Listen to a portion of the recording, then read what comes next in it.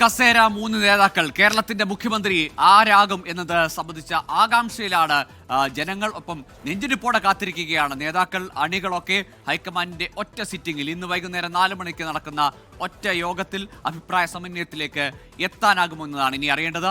അപ്പോഴും തിരുവനന്തപുരത്തടക്കം കേരളത്തിൽ അങ്ങോളം ഇങ്ങോളം നേതാക്കളുടെ അണികൾ അവർക്ക് വേണ്ടിയുള്ള ഫ്ലെക്സ് പോരിലാണ്. ഫ്ലെക്സിന് പുറത്ത് പോസ്റ്റ് ഒട്ടിച്ചും അല്ലെങ്കിൽ പോസ്റ്റിന് പുറത്ത് കരിയോയിൽ തേച്ചും ഒക്കെ അണികൾ നേതാക്കൾക്ക് വേണ്ടി രംഗത്തിറങ്ങുന്നു.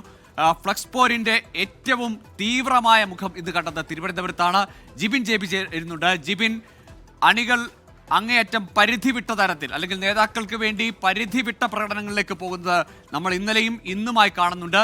നേതൃത്വം ഹൈക്കമാൻഡ് വരെ, AICC നേതൃത്വം വരെ ആവശ്യപ്പെട്ടിട്ടും ഇന്ന് KPCC പ്രസിഡന്റ് സണ്ണി ജോസഫ് ആവർത്തിച്ച് ആവശ്യപ്പെട്ടിട്ടും ഈ പരസ്യ പ്രകടനങ്ങളും പോസ്റ്റ് ഒട്ടിക്കലും ഫ്ലക്സ് വെക്കലും തീരുന്നില്ല. എന്താണ് തിരുവനന്തപുരത്തെ ഇപ്പോഴത്തെ ഫ്ലെക്സ് പോരിന്റെ അവസ്ഥ?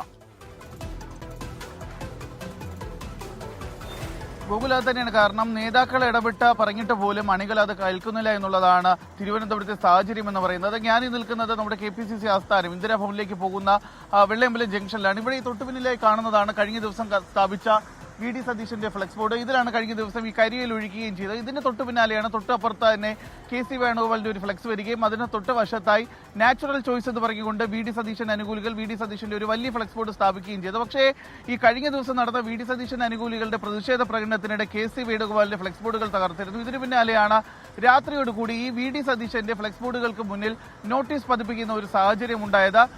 പണം കൊടുത്തുകൊണ്ട് ആളുകളെ ഇറക്കിയാൽ അത് കണ്ടങ്ങ് പേടിച്ചു പോയി എന്ന് പറഞ്ഞേക്കൂ എന്ന് പറഞ്ഞുകൊണ്ടുള്ള പോസ്റ്ററുകളാണ് ഈ ഫ്ലെക്സ് ബോർഡുകളിൽ പതിപ്പിക്കുകയും ചെയ്തിട്ടുള്ളത്. അങ്ങനെ വീണ്ടും സാഹചര്യങ്ങൾ വഷളായിക്കൊണ്ടിരിക്കുകയാണ്. ഇന്ന് നമ്മൾ 24 തന്നെ രാവിലെ പുറത്തുവിട്ട ഒരു സാഹചര്യമുണ്ട്. അതായത് 24ന്റെ മാധ്യമപ്രവർത്തകർ ഇവിടെ ഈ ലൈവിനെ വന്ന് നിൽക്കുന്ന സമയത്താണ് സ്കൂട്ടറിലെത്തിയ ഒരു KC വേണുഗോപാൽ അനുകൂലി അവിടെ വാഹനം പാർക്ക് ചെയ്തതിനു ശേഷം VD സതീശന്റെ ഫ്ലെക്സ് ബോർഡിൽ ഇടിക്കുകയും VD സതീശന്റെ മുഖത്തേക്ക് ആ ഫ്ലെക്സ് ബോർഡിലുള്ള പടത്തിലേക്ക് തുപ്പുന്ന ഒരു സാഹചര്യം ഉണ്ടായത്. അങ്ങനെ പ്രവർത്തകരുടെ ഈ രീതി എന്ന് പറയുന്നത് അത് കൈവിട്ട ഒരു സാഹചര്യമാണ്.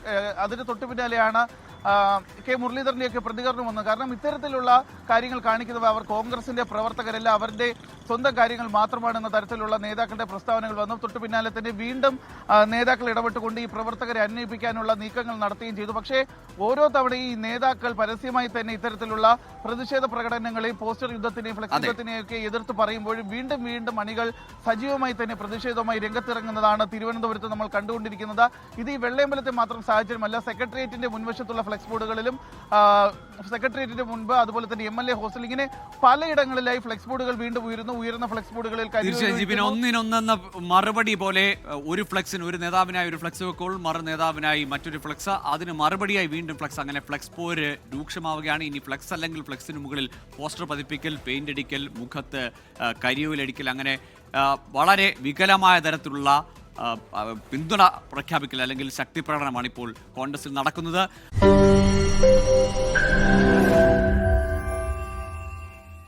ലോകത്തെവിടെയായാലും ഏത് സമയത്തും 24 വാർത്തകളും ഓഗ്മെന്റഡ് റിയാലിറ്റി പാക്കേജുകളും എക്സ്പ്ലെയിനറുകളും വിശദമായി കാണാൻ ഞങ്ങളുടെ YouTube ചാനൽ നിങ്ങൾക്ക് സബ്സ്ക്രൈബ് ചെയ്യാം.